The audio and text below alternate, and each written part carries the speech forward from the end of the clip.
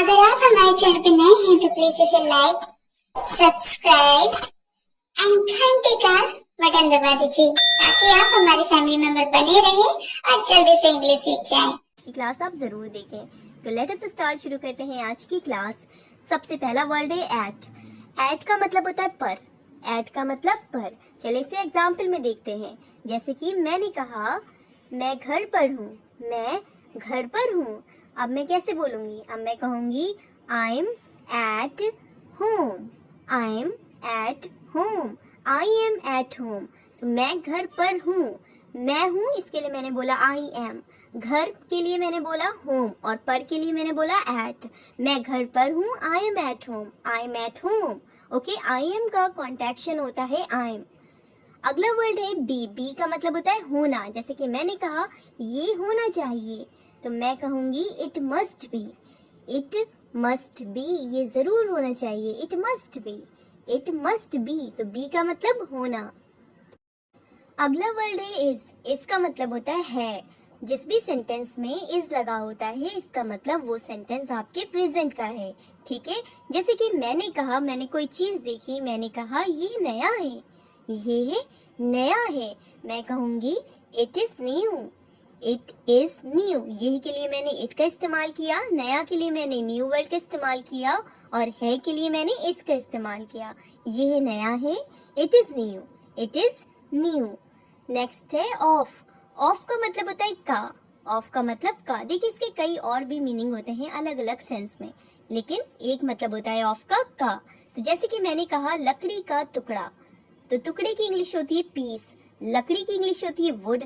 लकड़ी का टुकड़ा, पीस ऑफ वुड, यानी कि ऑफ का मतलब का। पीस ऑफ वुड, लकड़ी का टुकड़ा, पीस ऑफ वुड। ओके, अगला है B Y. B Y by. तो बाय का मतलब होता है द्वारा। बाय का मतलब द्वारा। एक होता है बी यू वाई और उस बाय का मतलब होता है खरीदना और इस बाय का मतलब होता है द्वारा।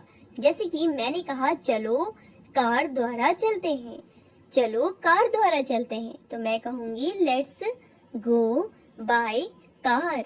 लेट्स गो बाय कार, यानी कि चलो कार से चलते हैं, यानी कि किसके द्वारा आप जा रहे हैं? आप कार के द्वारा जा रहे हैं, तो द्वारा के लिए आप बोलेंगे बाय। लेट्स गो बाय बस। ओके, नेक्स्ट है इन। इन का मतलब होता है में। इन का मतलब में। जैसे कि मैंने कहा मैं पार्क में दौड़ता हूँ। मैं पार्क में दौड़ता हूँ, तो मैं कहूंगी I run in the park. I run in the park, यानी कि पार्क में, तो में की English in. I run in the park, मैं पार्क में दौड़ता हूँ। चलो कार द्वारा चलते हैं, लेट्स गो बाय बस। I run in the park, मैं पार्क में दौड़ता हूँ। सो का मतलब होता है, नेक्स्ट वर्ड है सो। सो का मतलब होता है इसीलिए और इसका कहीं कहीं पे मतलब तो भी होता है। ठीक है, तो सो का मतलब इसीलिए। मैंने जैसे कहा इसीलिए मैंने बात की, इसीलिए मैंने बात की, तो मैं कहूंगी so I talked. So I talked. So I talked. So I talked, इसीलिए मैंने बात की। नेक्स्ट है एंड। एंड का मतलब आप सबको पता होगा, बहुत बार इससे इस्तेमाल किया जाता है। तो एंड का मतलब होता है और। एंड का मतलब और। जैसे कि मैंने कहा आओ और देखो। आओ और देखो। आओ और देखो, तो और के लिए मैं बोलूंगी एंड। आओ के लिए मैंने कहा कम एंड, यानी कि और। देखो के लिए सी। Come and C. Come and सी। आओ और देखो, कम एंड सी। तो यहाँ पे एंड का मतलब क्या हो जाएगा? और। आओ का कम, देखो का सी। आओ और देखो, कम एंड सी। ठीक है, नेक्स्ट वर्ड है फॉर। फॉर का मतलब होता है के लिए। के लिए। जैसे कहते नहीं है दिस इज फॉर यू, ये आपके लिए है, दिस इज फॉर यू। उसी तरह से मैंने कहा राम के लिए पूछो। राम के लिए पूछो, तो पूछने की इंग्लिश होती है आस्क। के लिए आप यूज करेंगे फॉर और राम के लिए राम। आस्क फॉर राम, राम के लिए पूछो। Ask for Ram. नेक्स्ट है इट्स। इसे पढ़ते हैं इट्स और इसका मतलब होता है ये है, इट्स। जैसे कि मैंने कहा ये मेरा सौभाग्य है, ये मेरा सौभाग्य है। It's my pleasure. It's my pleasure. Okay, तो इट्स का मतलब होता है ये है। इट्स का मतलब ये है। फॉर का मतलब के लिए। फॉर का मतलब के लिए और इट्स का मतलब ये है। अगला जो वर्ड है वो है टू, टी डबल ओ वाला, ठीक है। और टी डबल ओ इसको पढ़ते हैं टू और इसका मतलब होता है भी और बहुत, यानी कि कहीं कहीं पर इसका मतलब भी होता है और कहीं कहीं पर इसका जो मतलब होता है, यानी कि इसका जो सेंस आता है वो आता है बहुत के। तो मैंने कहा मैं भी, किसी ने कहा मैं कल वहां गया था, तो मैंने कहा मैं भी, तो मैं भी के लिए मैं बोलूंगी मी टू, मी टू। यहाँ पे टू का मतलब आ रहा है भी। अगला है ये बहुत बड़ा है, मैंने कहा ये बहुत बड़ा है, तो मैं कहूंगी it is too big, it is too big. तो यहाँ पे टू का मतलब आ रहा है बहुत, ये बहुत बड़ा है, इट इज टू बिग, मैं भी, मी टू। तो आपने देखा टू का मतलब भी होता है और टू का मतलब बहुत भी होता है। ओके, अगला जो वर्ड है वो है बट। बट का मतलब होता है लेकिन, जैसे कि मैंने कहा लेकिन क्यों, सिंपल मैं बोल रही हूँ लेकिन क्यों, तो मैं बोलूंगी बट वाई, बट वाई। तो लेकिन की इंग्लिश होती है बट और क्यों के लिए मैंने बोला वाई, लेकिन क्यों, बट वाई। ओके, तो बट का मतलब लेकिन, टू का मतलब भी और बहुत, ये बहुत बड़ा है, इट इज टू बिग, लेकिन क्यों, बट वाई, मैं भी, मी टू। अगला जो वर्ड है वो है ऑफ। देखिए ऑफ में दो एफ है, ये एक है सिंपल ऑफ, उसका मतलब मैंने आपको बताया का, ठीक है। और अगर डबल एफ है तो इसका मतलब होता है बंद, बंद। ऑफ का मतलब बंद, जैसे कि मैंने कहा इससे बंद करें, इससे बंद करें, तो मैं बोलूंगी turn it of, turn it of. और यहाँ पर इस ऑफ का मतलब होता है बंद, ठीक है। टर्न इट ऑफ, इससे बंद करें, इससे बंद करें। तो ओ डबल एफ अगर है तो इसका मतलब बंद होगा, और सिंपल अगर ओ एफ है तो उसका मतलब का होता है। अगला वर्ड है इफ। इफ का मतलब होता है अगर, इफ का मतलब अगर। जैसे कि मैंने कहा अगर मैं बैठूं तो क्या आपको कोई आपत्ति है, तो आप बोलेंगे do you mind if I sit, do you mind if I sit. तो अगर की इंग्लिश होती है इफ, इफ का मतलब अगर, अगर मैं बैठूं तो क्या आपको कोई आपत्ति है, do you mind if I sit, do you mind if I sit. Next word है ऑल्सो।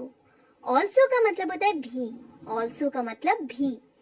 जैसे कि मैंने कहा, अच्छा आप सोच रहे होंगे कि अभी तो आपने बताया था कि टू का मतलब भी होता है और ऑल्सो का मतलब भी होता है, तो मैं आपको इन दोनों के बीच का डिफरेंस बताऊंगी कि कहाँ पर आप ऑल्सो का इस्तेमाल करेंगे और कहाँ पर आप टू का इस्तेमाल करेंगे।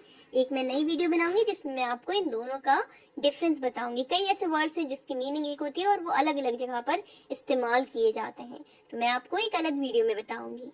तो ऑल्सो मतलब भी होता है, जैसे कि मैंने कहा मैं भी गया, I also went, I also went. Okay, next है ऑल। ऑल का मतलब होता है सब या सभी, जैसे कि मैंने कहा सब खत्म हो चुका है, तो मैं कहूंगी it's all over, it's all over, it's all over. सब खत्म हो चुका है, इट्स ऑल ओवर। मैं भी गया, आई ऑल्सो वेंट। तो ऑल्सो का मतलब भी, ऑल का मतलब सभी या सब। अगला वर्ड है इनटू। तो इनटू का मतलब भी मैं होता है, और मैंने आपको बताया कि इनका मतलब भी मैं होता है। तो ऐसे वर्ड जिसमें बहुत ही कंफ्यूजन होती है, कहाँ पर आप इनटू का इस्तेमाल करेंगे, कहाँ पर आप इनका इस्तेमाल करेंगे, इसकी मैं वीडियो अलग बनाऊंगी। तो इनटू का मतलब मैं होता है, लेकिन मैं आपको शॉर्ट में बता दूं, जब कोई चीज बाहर से अंदर आती है तब मैं इनटू लगाऊंगी। यानी कि जब मैं कह रही हूँ कि कमरे में जाओ, अब देखिए आप कमरे में बाहर से अंदर आ रहे हैं, कमरे में आप क्या कर रहे हैं, बाहर से अंदर जाएंगे, तो कमरे में जाओ तो गो इनटू द रूम। तो इनटू मतलब मैं होता है, लेकिन जब इस्तेमाल किया जाएगा जब कोई चीज बाहर से अंदर जाएगी। ओके, अगला वर्ड है एस। एस का मतलब होता है जैसा, एस का मतलब जैसा। जैसे कि मैंने कहा जैसा मैं कहता हूँ करो, जैसा मैं कहता हूँ करो, तो मैं कहूंगी डू एज आई से, डू एज आई से। जैसा मैं कहता हूँ करो, डू एज आई से। कमरे में जाओ, go into the room. Next है ए। ए का मतलब होता है एक, एक का मतलब एक। जैसे कि मैंने कहा यह एक किताब है, ठीक है, यह एक किताब है। सिंपल, बहुत ही इजी मैंने लिया है सेंटेंस, यह एक किताब है, ताकि आपको समझ में आए। तो मैं कहूंगी दिस इज अ बुक। तो यहाँ पे देखिए मैंने ए लगाया, क्योंकि यहाँ पे कहा मैंने ये एक किताब है, तो एक के लिए मैंने कहा ए का इस्तेमाल किया। दिस इज अ बुक, और इसे पढ़ते क्या, आ पढ़ते हैं, this is a book, this is a book. अगर मुझे कहना है ये किताब है, तो मैं कहूंगी दिस इज बुक। लेकिन मैंने कहा ये एक किताब है, तो एक के लिए मैंने यहाँ पे एक इस्तेमाल किया, this is a book. Okay, अगला है एम। एम का मतलब होता है हूँ, मैं ठीक हूँ, तो मैंने कहा I am fine, I am fine. और आई एम का जो कॉन्ट्रैक्शन होता है वो होता है आईम, ठीक है। आई एम फाइन, मैं ठीक हूँ, मैं ठीक हूँ। नेक्स्ट है वॉज का मतलब था, क्या मैं गलत था, वॉज आई रॉन्ग, क्या मैं गलत था, वॉज आई रॉन्ग।